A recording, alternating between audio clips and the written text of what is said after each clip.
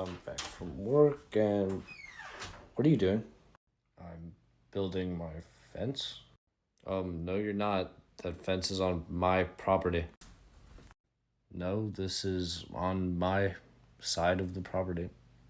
No, it's not. You're 10 feet over the line. Okay, well, so what? What are you gonna do about it? What am I gonna do about it? I'll tell you what I'm gonna do about it. Whoa, whoa, whoa, guys, relax. I think I have a solution to your problem. Well, what is it? Well, you see, guys, I just got back from Mr. Ashford's class, and I just got finished learning about Confucianism. And from what it seems like to me, you guys are dealing with something called social anarchy. And I have two solutions. Well, what's the first one? Well, the first one is mohism. And if you guys just start loving each other, you'll feel a moral obligation to do what's right for each other and stop the problem. Yeah, I don't think that's gonna. Yeah, me neither. Well, I guess there is always realism. What's that? Well, basically, they're known as laws with teeth in them. For instance, if I caught you two fighting, I could just throw both of you in jail for 30 years or just execute you. Yeah, I don't think so. Mohism it is.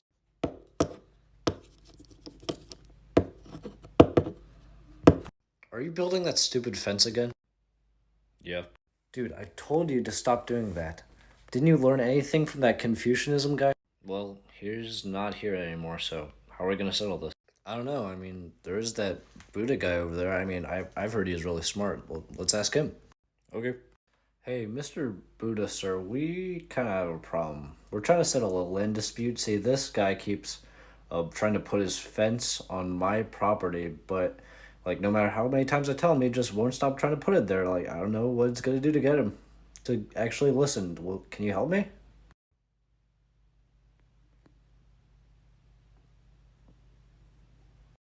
Why is he?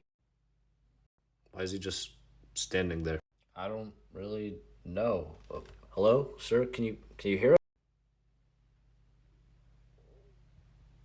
Okay, I don't think he's gonna respond. Well, I feel stupid. Same. Oh, maybe we should just stop arguing and we wouldn't have to do dumb things like this. Yeah, I agree. We should do that. Huh, how about that? Just by the Buddha not saying anything to us, he let us work out our problems on our own, and now we're just perfectly fine. Yeah, who knew the best teacher could be a silent sage?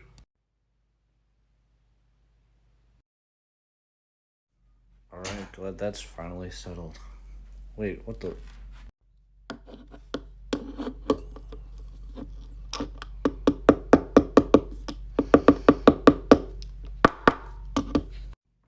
Okay, how many times are we gonna go over this before I get it through your head?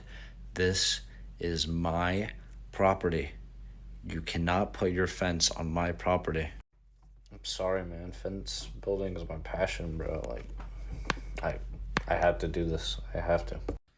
Well, I guess we gotta find another person to help settle this stupid dispute again. I think I can actually help with that. Well, who are you? Anyway, I am the spiritual embodiment of Lao Tzu. Because you see, I'm kind of a higher power, so I can kind of do things like that. Well, what are your ideas on how to settle this?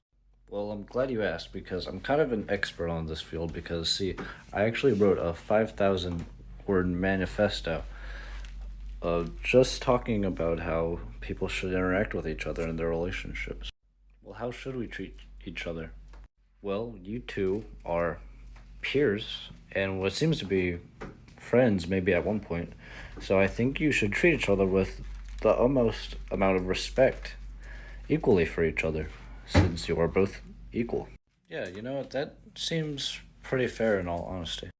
Well, if I'm being honest, you guys shouldn't even be fighting or worried about this in the first place. You shouldn't be so concerned with things like property and wealth. You guys should just be more focused on being real and being honest and nice to each other and kind. Yeah, that's a good point. That's probably true as well. What you should really do is look at how much you're destroying your nature. I mean, you keep putting in the fence and you keep ripping it back out. It's destroying the grass and all the beautiful plants around you. And you're not paying attention to what's really important. Nature is important to our lives. and our livelihood and us as people. Yeah, I guess you're right. I mean, I never really thought of it like that, but I mean, it's true. I should have been more respectful to nature, and I should have not been so stupid about the fence. I should have just listened to my friend and cared about his feelings and what he had to say. I want you two to learn from this experience you've had. And I know about the other two experiences you have with Confucian and that guy from Mr. Ashford's class, but the important thing is you guys clearly needed each other to balance each other out. I would even say that you are each other's yin and yang, that you two were in fact meant to have this problem to learn a lesson. Man, that was really impactful. I mean, I guess we've really learned a lot in these last few days. I mean, arguing and bickering with each other. I mean, it's actually been very insightful. Yeah, I agree. I mean, who thought you could learn so much just from hearing other people's different perspectives and views? I mean, everyone was so different, but everyone was so helpful and smart.